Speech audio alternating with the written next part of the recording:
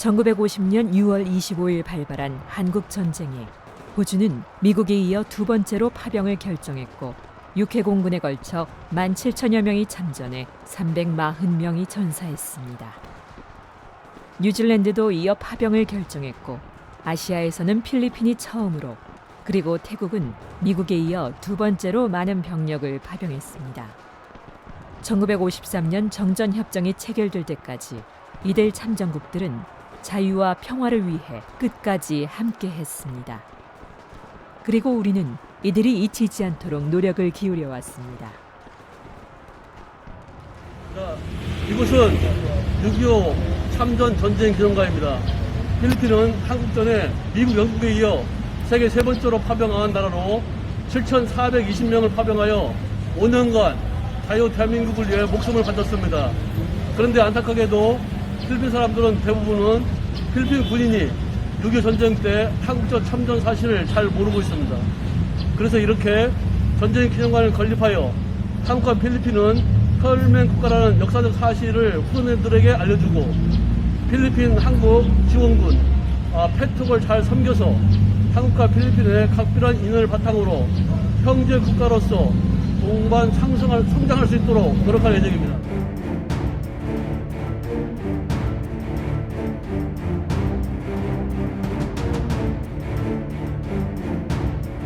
Landed in Busan in March of 1953. We met Koreans who were very kind. And in Busan alone, we stayed there for, I think, no less than 2 days. We were guided to have a tour of Busan, although there is really killing in the front lines. But during our 2 days staying in Busan, we felt the kindness and generosity of the South Korean people. And that, of course,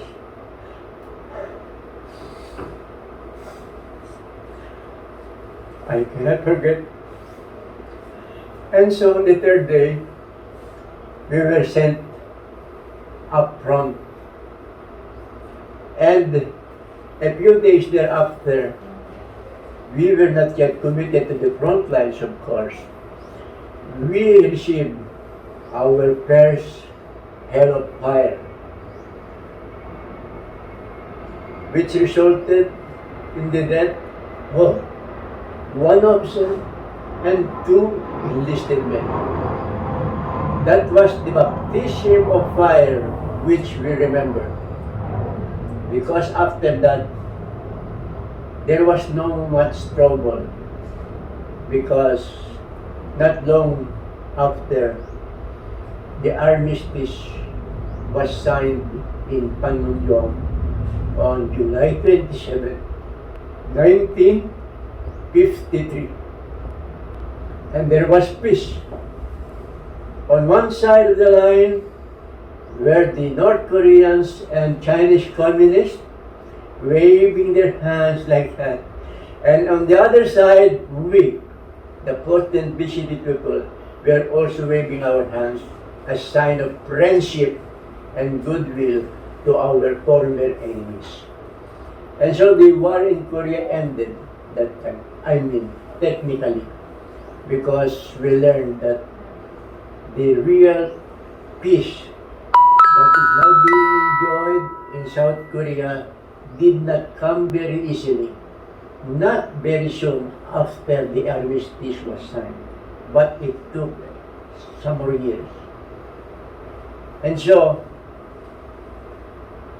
whenever I see Koreans around here, I am reminded of our exploits in South Korea. Unlike during the outbreak of the Korean War in June of 1950, where the first Philippine contingent, composed of the 10th BCT, 10th Battalion Combat Team, suffered so many losses. hundreds of soldiers died.